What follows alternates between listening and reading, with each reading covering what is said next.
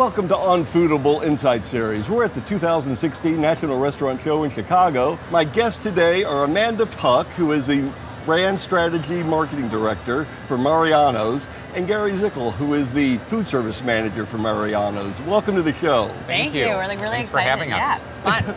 Amanda, could you give us a little bit about your background and tell our audience that's watching, how you started out, what you've worked on, and how long you've been with Mariano's? Sure. So I'm really lucky. I grew up with food my entire life. My grandparents were avid chefs. My passion for food led me to the Cornell Hospitality School, where I got my Bachelor of Science and a Master's in Hospitality. Big Red. Yeah, go Big Red. I worked in restaurants for years, and then I ran a public relations and social media firm for restaurants and hospitality professionals. I worked with great chefs like David Burke and Marcus Samuelson. And then the day came 2 years ago where I was offered the position at Mariano's to oversee their marketing and brand strategy, and where I got to meet Gary. And Correct. yeah, we have like a great time every day. So. Now, Gary, could you tell us a little bit about your job and your background too? We have a couple things in common, I hear. We do. So I started in the restaurant business when I was 14 years old washing dishes. And then when I was going to college, I was studying for a business degree, and I ended up working for a small chain in Oakland County, Michigan, a burger and pizza joint. And I ended up over the next 7 years opening 7 restaurants for them. Okay. From there, I moved to Chicago, and then I met my partner, and we have opened 5 restaurants together. 6 years ago, when Mariano's opened their first grocery store in Arlington Heights, Illinois, I owned sushi restaurants, and so Mariano's approached us to bring restaurant-style sushi into the grocery store. And that's how I started with them as a consultant, and by the time we opened up, I became a full-time employee for Mariano's when they opened the 9th store. So my job is to bring restaurant-style, restaurant-quality food into the grocery store. You talk about the challenges a little bit that exist for brick and mortar grocery stores.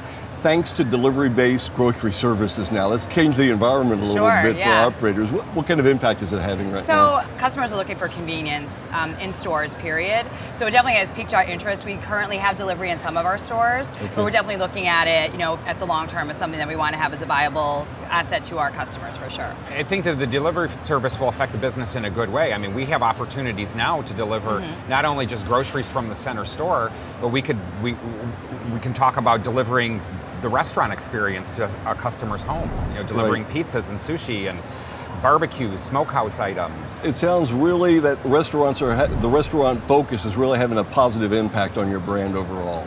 And that's a great thing, I think. Yeah, we think so. Yeah, it's providing an experience. Our customers, when they come in, we have some urban grocery stores where you have to go into a parking lot and you get 2 hours of free parking, and we get customers complaining that 2 hours isn't enough. True they're story. having dinner, they're with the kids, and they're having gelato, and then they're going for dinner, and then they're doing their grocery shopping. Gary. They don't have enough time. So I understand, Amanda, that your brand Mariano's is brand-centric, event-centric. Yes, so we're you very do event-centric right? at Mariano's, yes. Like we have different levels of how we do events, but at the base level we do demos where our customers get to sample.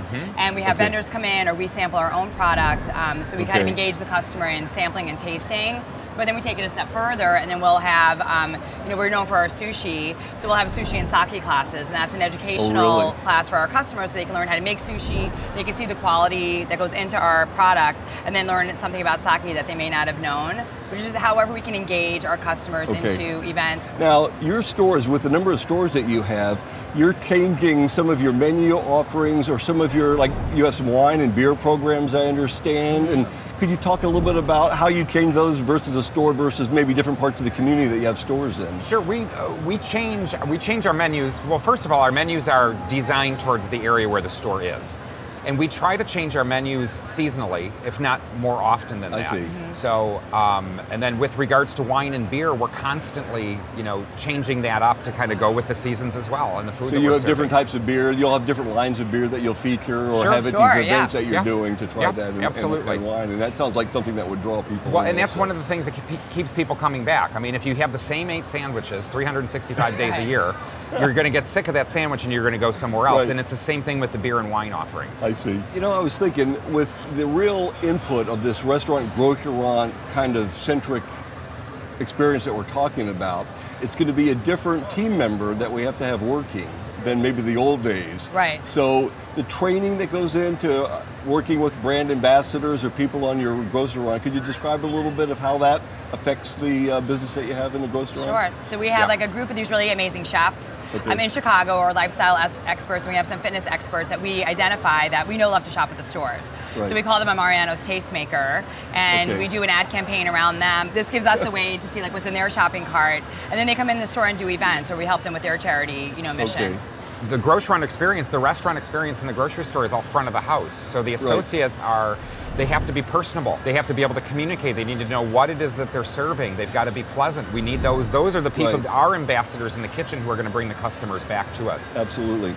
Well, we're wrapping up at the National Restaurant Show right now, and I'm guaranteeing you, on my next visit to Chicago, I'm taking an extra day to come visit you two in one of your stores, okay? That's all I can plan. We'll be giving a tour next year. There we go. Okay. We would love it, and yeah, we can have some wine at the bar. There we go. Yeah. And some sushi. That sounds great. Sushi. Thank you for watching the On Foodable Insight Series from the National Restaurant Show 2016.